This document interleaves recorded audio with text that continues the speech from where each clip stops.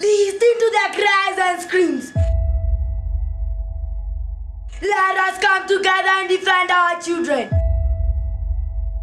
See the tears, feel the pain, and together we stand for each other.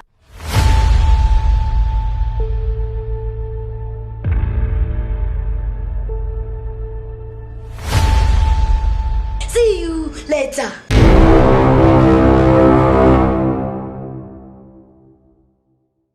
Hello, beautiful people. We are glad you're watching. Welcome to Home of Love, a caring community spreading love to the less fortunate in society. My name is Chigongo Mwambuza. Today we are at Umbrella Children's Home, and we just want to understand how this home started and how it came about. But I'll not say much. With me is the director. I'll allow him to introduce himself and just give a brief introduction about the home. Karibu sana. Thank you very much, Madam Chigongo. I'm happy to be hosting you here. It's a very good day for us, and we thank God for this day. My name is Mr. Boaz, and I'm the director, Umbrella of Homes for Orphans and Vulnerable Children. And I work for the children. My purpose is to give back through provision to the children in a way that they feel comfortable, they feel that there's love, they feel that there is education, there is shelter, and also they get the much needed food for them to grow. Okay, maybe you can just tell us why a children's home. There are different ways people help out in the community. Why exactly did you feel driven to start a children's home? Oh, thank you. Basically, Umbrella of Homes is it's a place where children get a refuge, and we are driven to host them because the communities where they come from is very hostile, and they feel that. From my perspective, I feel that I'll not do much for the children when they're staying in the community because of the different challenges, different factors of the community. It will hinder us from working. So we take that opportunity to host them, but having in mind that they have a place to go back, they have a home to go back, they have a family which they'll identify themselves with, which we shall emphasize to them that you have a place where you call home, but here you are being helped, and eventually you'll go back home. So when was this home started? How long have you been in existence? This home started way back in 2017, May. We were in the slum of Kawa West, in Soweto slum, and due to challenges of the slum, we know how things happen in the slum, the dynamics of slum. We saw it wise that we come to the estate where we could find a place where the children can feel that they're home, a place safe, a place with no much noise, with no much vices like theft, like alcoholism, which is a normal thing we see in the slum. So the slum wasn't giving us a very good opportunity to serve them well, but now in the estate we're doing it better than in the slum. And how do you identify the children that you have here? How do they find themselves here? Let me ask that. Yeah, the main factors we consider. An vulnerable child will just identify himself because the community plays a bigger role, because once a child is vulnerable in the community, there is the village elder, there is the chief, the community chief, there is the community, the local administration. Okay. So when this child has been identified, they only do a good letter, they only do proper documentation, which they file with us, and we also have our documentation which we give them, and they acknowledge that we are going to help these children in what manner, and they have to ratify by signing the document all the parties involved, so the child can be here, and the document we keep them in our files so that can be safe. Okay, so does that mean, okay, since you said this home is for children who are vulnerable in the society or in the community where you are, but they have like their parents are still alive, they're not totally orphans. So are the parents involved in what happens here? Do they come, or once they have given their child to be helped, that's it? Now, basically, we don't want the parents to come here, but we advise the children to identify themselves with the parent, or they go back to the community as visits, so that there's that bonding which should be there with the community. And most of the children we help here are, some of them are orphans, total orphans, some of them are partial orphans, and a very few number are just vulnerable children where the parents are either alcoholic, the mothers they're terminally ill, they can't take good care of the children. So we take that responsibility. If the parent or is the community where they come from, the family, the extended family, allows us to have the child, because the child, the community where he or she is staying, is they feel as very vulnerable, and the child cannot go to school, we try as much as possible that the child comes to Umbrella and get the necessary support they need. Wow. Now maybe you can just take us through a day-to-day activity. What goes on at Umbrella? What do you do maybe on a daily basis? Well, I think that's a very noble question, because I really love whatever they do. We are born to raise these children, and our purpose is to give them the fullness of life. There's a lot of things we do. There's baking, which is something which we really acknowledge with the children, because we really love them to have skills which will help them in future at a tender age. We have a bakery, though it's small, we request for a bigger one. We have the art center, which they do their artistic work, they draw. We also have those children who are interested in reading skills. We have a small library where they can read, and the books are given to us by well-wishers. So, and then again, we have sports, we have bicycle riding, we also have poetry, we also have singing games, and even the Kikuyu, the local language songs, like the Kikuyu folk songs, we teach them. So you have a trainer who does that, and they're very busy, especially during these COVID times. They have been so busy doing a lot of work. We have the learning sessions, we have the guidance and counseling. We also have the training on you call it catwalking, or the modeling, the kind of activities. Now, I'm just curious. You have mentioned a list of activities that you do. How do you fund all this? Is it from your own pocket, or do you have well-wishers? How do you manage the day-to-day running of this home? Well, that's another tough question, because projects are not easy to run. I must attest to this, because I ran this project out of support from well-wishers. We don't have any permanent donor who will say that now I'm standing with the rent of this place, or I'm gonna pay your electricity bills, I'm going to pay your water bills.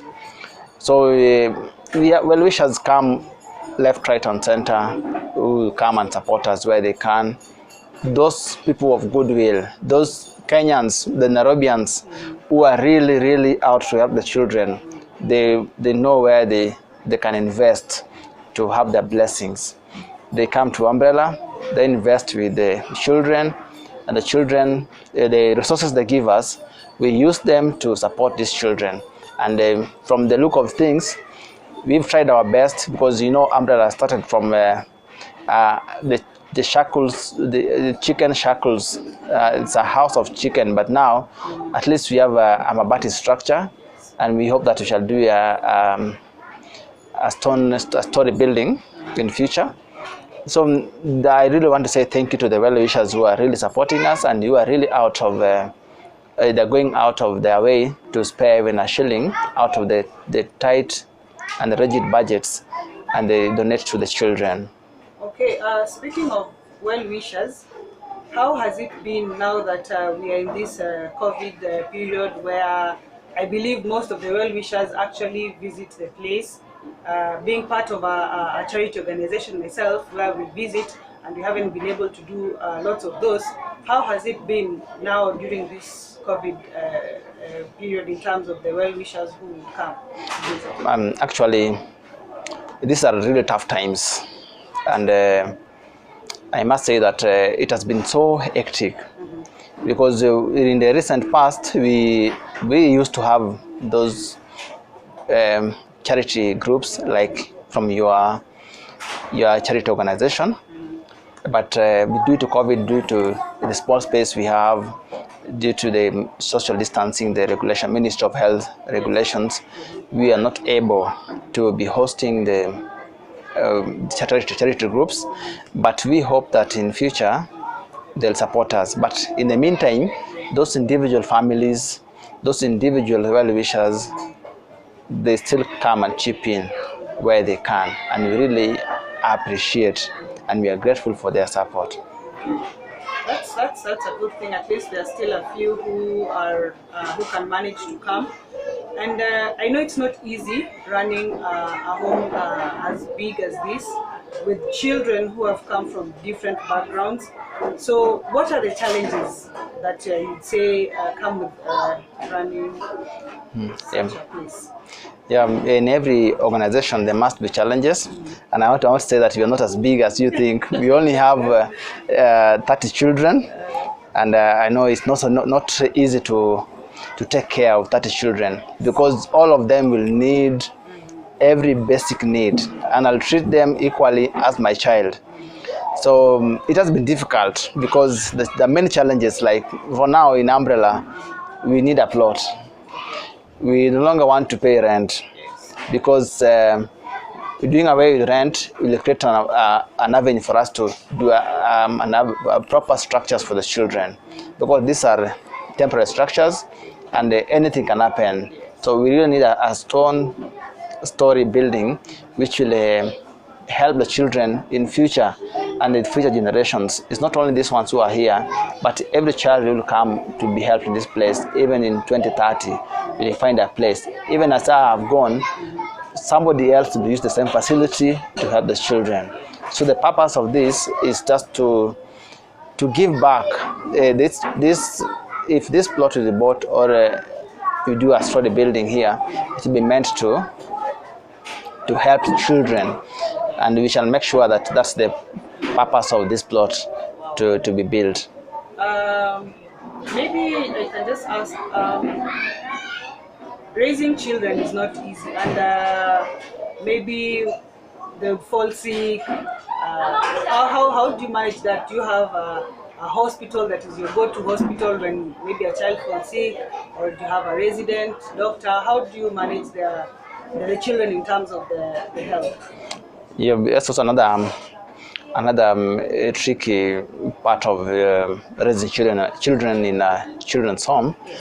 But we've been managing. These children are protected by God, and through prayers we believe that there is that blanket protection, that the blood of Jesus which was shed for us, it gives us that sovereign power and authority to overpower when the diseases and also those attacks which come due to like the COVID-19 pandemic. But on the other hand, when such incidents happen, we have a nurse who will prescribe medicine to the children.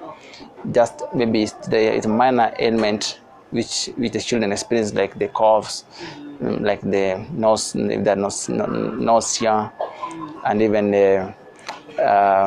you call it what? The one they get some cold, but the fever, yeah. So, but in severe cases, they usually refer them to a government hospital where they get treatment. You have the Kahawa dispensary, but if now it's something now very serious, now you have to go to Kiambu District Hospital. Yeah. I was following through your social media, and I came across something that you are having a fundraising, a harambe. Maybe you can just tell us a bit about that. What was it about? What is the fundraising? Yeah, we at Umbrella, we value our well-wishers and we pray for them. We usually make sure every evening we hold our hands and say a word to our well-wishers, and miracles happen. So we in the some few months ago, we organized for a fundraiser, and it wasn't that easy because during these tough times, most of our well-wishers are out of work. Some of them lost their place where they can get some economic income, and but the few who were touched by our plight, because we need to have a place, and that is the only undoing thing here at Umbrella, because we are really strained on paying rent. But we hope that in future it will work out for us. We raised some money, we never reached the target, but we hope that in future the well-wishers, I'll also approach them again and try if they can support us in a mighty way, so that we raise the money in full and we pay the owner of the plot, then we do a construction. Okay. So what was your target for that fundraiser? Our target was 8 million. We need to buy the plot and do a construction, because logically you can't buy a plot and you don't know how you're going to build it. So we really need to buy a plot and build it. I have much, some of them will be sourced, some of the resources will be sourced at that point when you have the plot. But at the moment, if some money we should have, we should be used to just put a place, a safe place for the children. I have a small, it will be, then in future we raise it. Now it becomes a full place where the children can stay. We plan to host over 100 children. Wow. Once we have our own plot. Wow, that's a big dream, and I believe it's possible. As I was walking around, I realized that this home, Umbrella Children's Home, is within, I'll call it a residential. How has that been? Has that been a problem? Do you have any problem with the people living around? How receptive are they towards the home? I must say that this place is a good place. The area, we are next to Farmer's Choice, and the area where we are is a residential place, just as you have said, and people here are very receptive, and some of them have supported us. Some of them are saying because of the prayers of Umbrella, they have been blessed. And some of them say that because we are here, the place became lively. So it has been a blessing. However much, also I'm sure some of them doesn't feel good that Umbrella is growing, Umbrella is doing this function, maybe there's a lot of noise sometimes, and you can't miss that in every community. But the majority of them are very good people. And thank you so much for the people around here. That's very good. That's amazing. When you're in our community and people are very receptive towards you. Many people don't like other people coming into their space, and I'm happy that you have a neighborhood that is favorable. Maybe as we are winding up, you can just talk to the viewer. Just give them your parting shots. Tell them anything that you want them to know about Umbrella. You can also invite them. Tell them where Umbrella is located exactly, how they can get here, and just talk to the viewer. Oh, thank you so much. Now, dear viewers, I must appreciate for your time, and I'm thankful that you've watched this video. Umbrella is a haven of blessings. We invite you to come and also tap on the blessings of Umbrella. I'd wish that when you get some spare time, you can come with the families, you can invite your friends, and even charity groups who will want to donate to these children. Our arms are open, and we usually say thank you for supporting us. And again, I want to tell you where you are, in which part of this country, just support one child. That shosho, that child, that goka, that orphan in your village, just give something to them. It doesn't matter when you have a shilling or 100,000 or 500,000. The much you give, the small thing you give to them will change their lives. Thank you so much. Thank you so much, Mr. Boaz. To the viewers out there, we are told we give and it shall be given back to us, because when we give to the Lord. May you have a blessed day. Thank you.